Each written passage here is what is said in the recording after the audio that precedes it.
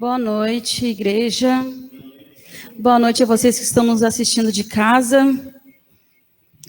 Gostaria de convidar vocês para fazer uma oração para que o Espírito Santo de Deus possa conduzir essa mensagem desta noite. Vamos nos colocar de pé e vamos estar orando a Deus, amém? Bondoso e maravilhoso Deus, neste momento, Senhor, eu me coloco nas tuas mãos como um vaso, como um instrumento, Senhor, para que o Senhor possa usar conforme o teu querer e a tua vontade. Que ao abrir, Senhor, a tua santa, maravilhosa e poderosa palavra, Senhor, dos meus lábios não venham sair nada que venha de mim, mas aquilo que o teu Santo Espírito, Senhor, me ordenar. Isso eu te peço, Senhor, não pelos meus méritos, mas pelo sangue de Jesus. Amém. O título de hoje da mensagem é Planos. Nós, seres humanos, nós temos o costume, alguns mais, outros menos, mas nós temos o costume de fazer tantos planos, né? Planos para o dia, de como vai ser o nosso dia, plano para o dia seguinte, quem sabe, planos até para o decorrer do ano. Tem pessoas que costumam fazer, tem aquele costume de fazer uma listinha lá no final, no início do ano, na virada de ano, uma listinha de planos, de coisas, de metas, né? Mas a palavra do Senhor diz que nós fazemos planos, mas a resposta final, a boa resposta, ela vem dos lábios do Senhor. Eu te convido a abrir a tua Bíblia no livro de Êxodo, capítulo 1 e verso 8.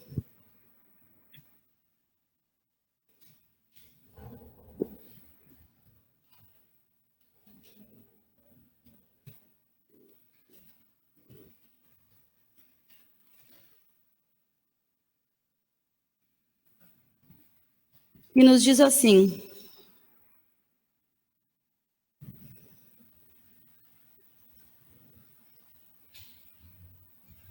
então subiu ao trono do Egito um novo rei, que nada sabia sobre José. Disse ele ao seu povo: vejam, o povo israelita é agora numeroso e mais forte que nós. Temos que agir com astúcia, para que não se tornem ainda mais numerosos, e no caso de guerra, aliem-se aos nossos inimigos e lutem contra nós e fujam do país. Aqui nós vemos que depois da morte de José, como nós já sabemos da história lá, né, de José, que foi levado cativo ao Egito, ali ele conquistou o coração do faraó, mas os anos se passaram, José conquistou aquela terra, José, ele prosperou naquela terra, José levou então o seu povo, a sua família para aquela terra, e ali eles prosperaram, e ali eles cresceram. E aqui a Bíblia nos diz que, passando-se os anos, veio um novo rei, e este rei então ele não sabia de José, ele não tinha tido contato com José. E esse rei, então, começa a olhar para o povo de Israel e começa a ver aquele povo inúmero. Mas ele teme porque ele vê que não era um povo nascido naquela terra. Ele teme porque ele vê que é um povo que estava ali não por sua vontade, era um povo que estava ali escravizado. Então, ali, esse rei ele começa a tramar planos contra o povo de Israel. O coração dele se enche de temor e começa a tramar planos para que homens não nasçam mais naquele lugar. Porque na cabeça dele, os homens poderiam tramar contra os inimigos e assim tornando o exército inimigo mais forte. E quem sabe até fugir daquele lugar. E em Êxodo 1, 22, ainda nos diz assim, no verso 22 aqui do capítulo 1 de Êxodo. Nos diz assim: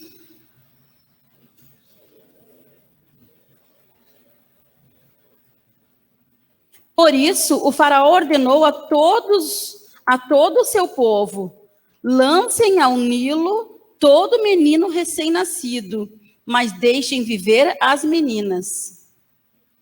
Antes disso, irmãos, eu pulei aqui, faraó chamou as parteiras e disse a elas que quando duas parteiras que eram auxiliares nos partos das israelitas, e faraó disse para essas parteiras que todos os meninos nascidos dos homens deveriam ser mortos ali na hora do nascimento, mas se fossem meninas que deixassem viver. Mas essas parteiras, mesmo sendo egípcias, elas temeram a Deus e elas não cumpriram essa ordem de Faraó. Então Faraó lança o seu segundo plano, que é lançar ao Nilo todos os meninos nascidos homens, menos as meninas. Mas em paralelo com isso, ao mesmo tempo que Faraó tramava ali os seus planos, Deus tinha um plano. E os planos de Deus, eles não podem se frustrar. Por mais que o inimigo ele faça planos contra a minha, contra a tua vida, os planos de Deus, eles são maiores. E lá no livro de Êxodo, no mesmo livro de Êxodo, no capítulo 2 e no verso 1 ao 10, nós vamos ver os planos de Deus. E daí diz assim, o título é assim, ó, o nascimento de Moisés. Um homem da tribo de Levi casou-se com uma mulher da mesma tribo. E ela engravidou e deu à luz a um filho. Vendo que era bonito, ela o escondeu por 3 meses. Quando já não podia mais escondê-lo, pegou um cesto feito de junco, o vedou com piche e betume, colocou nele o menino e deixou o cesto entre os juncos, à margem do Nilo. A irmã do menino ficou observando de longe para ver o que lhe aconteceria. A filha de Faraó descera ao Nilo para tomar banho. Enquanto isso, as suas servas andavam pela margem do rio. Nisso viu o cesto entre os juncos e mandou sua criada apanhá-lo. Ao abri-lo, viu um bebê chorando. Ficou com pena dele e disse, esse menino é dos hebreus. Então a irmã do menino aproximou-se, perguntou à filha de Faraó, a senhora quer chamar uma mulher dos hebreus para amamentar e criar o menino? Quero, respondeu ela. E a moça foi chamar a mãe do menino. Então a filha de Faraó disse à mulher, leve este menino, amamente para mim, e eu lhe pagarei por isso. A mulher levou o menino, o amamentou. Tendo o menino crescido, ela levou a filha de Faraó, que o adotou e lhe deu o nome de Moisés, dizendo, porque eu o tirei das águas. Aqui nós vemos o plano de Deus se cumprindo. Ali, através da pessoa de Faraó, usado por Satanás, que lá por detrás das cortinas usava Faraó como uma marionete para atrapalhar os planos de Deus, de nascer aquele menino que iria cumprir com uma promessa que tinha sido feita há muitos anos, que aquele povo seria tirado daquela terra da escravidão e seria dado a eles, então, uma terra que mana leite e mel. Satanás não queria que os planos de Deus se cumprissem na vida daquele povo. Satanás queria que aquele povo vivesse escravizado para o resto da vida. Mas Deus tem planos, e os planos de Deus são maiores. Então nasce Moisés. Essa mulher, então, guiada por Deus, tem uma ideia de salvar a vida do seu filho, coloca ele num cesto. A filha de Faraó, que não foi por acaso que naquele mesmo momento aquela mulher desceu ao Nilo e foi se banhar, não foi por acaso que aquelas servas andavam ali, porque os planos de Deus são perfeitos e em nada eles falham. Então, Faraó é criado pela sua própria mãe. Deus, então, usa Miriam, irmã de Moisés, para dar ideia àquela mulher de que ela poderia ter uma ama de leite, que criasse aquele menino sem que ela tivesse nenhum problema com amamentação, com criação, com educação.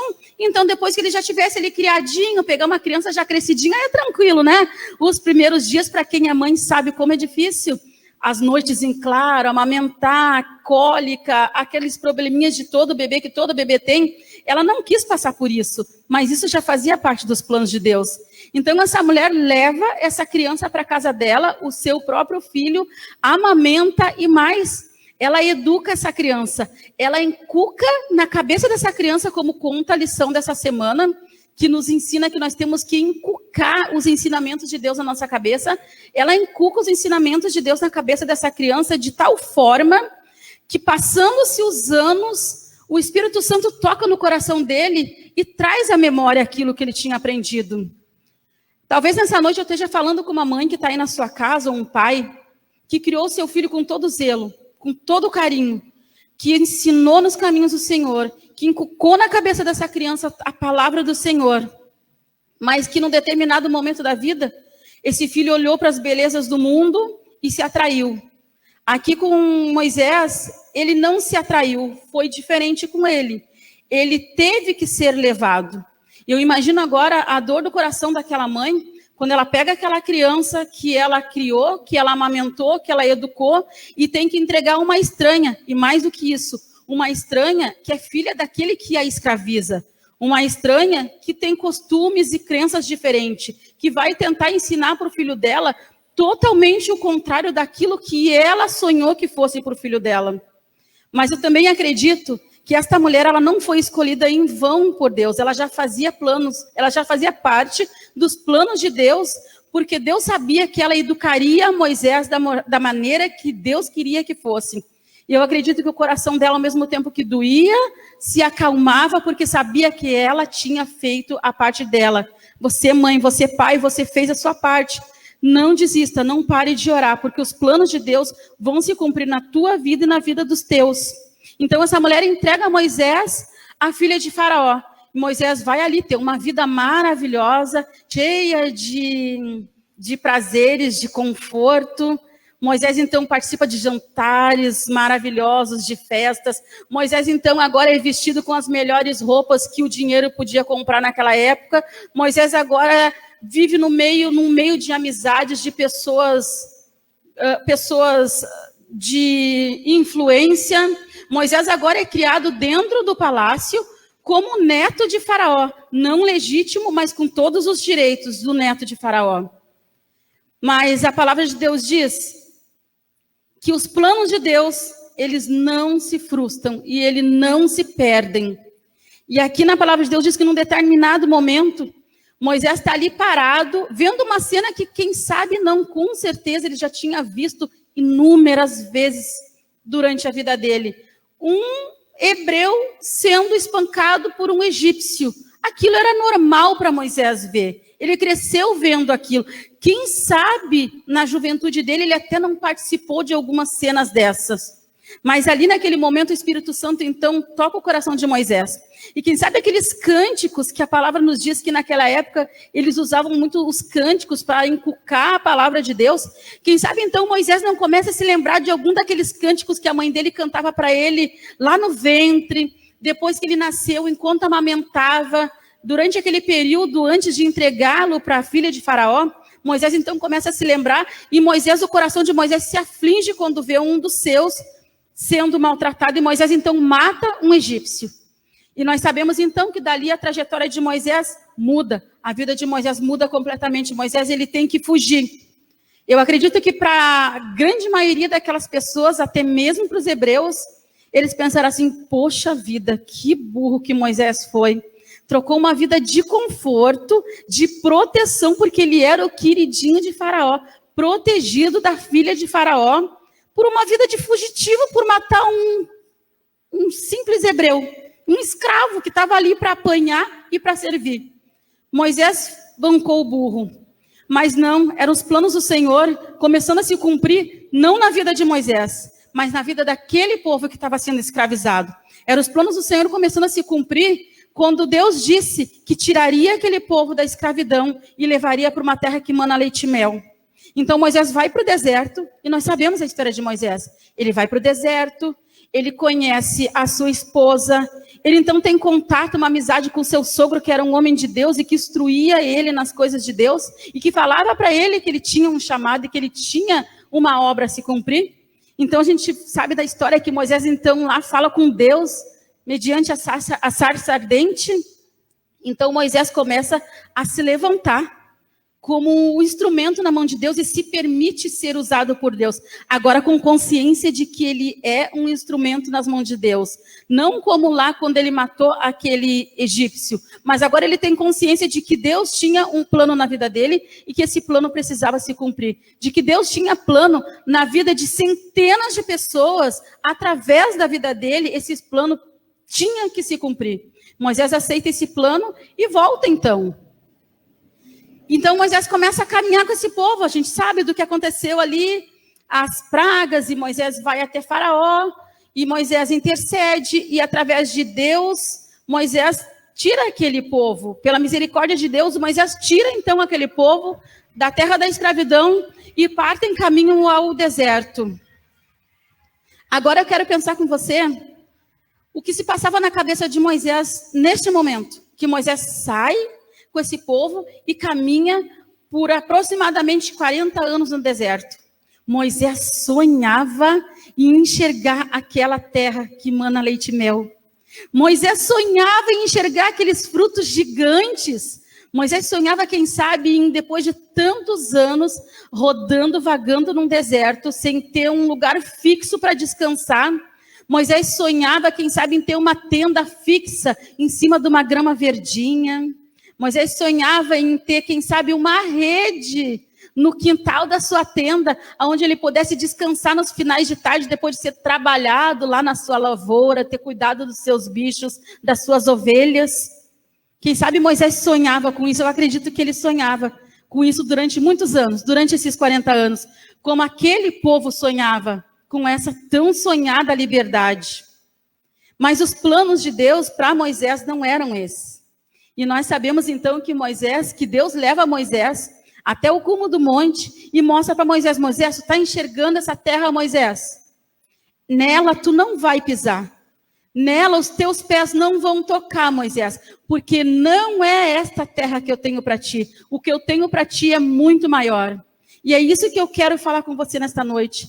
Eu faço planos nessa vida. Você faz planos. Quem sabe você mais do que eu, ou eu mais do que você. Mas a verdade é que nós fazemos planos. O ser humano não consegue viver sem fazer planos, sem se planejar. Quem sabe nós fazemos planos de casa, de carro, de conforto, de casa na praia. Quem não gosta, né? Gostamos bastante. Mas o sonho de Deus não é esse para mim.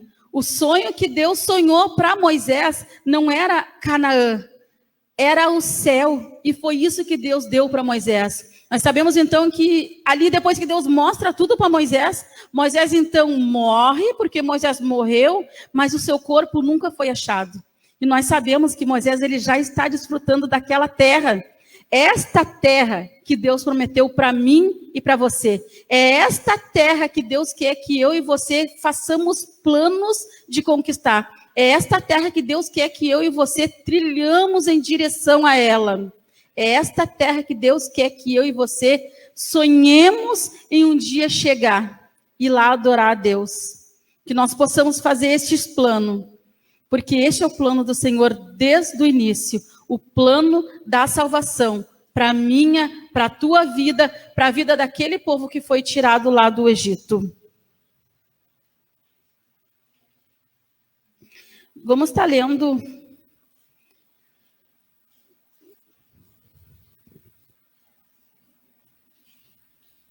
Perdão, irmãos, me enganei.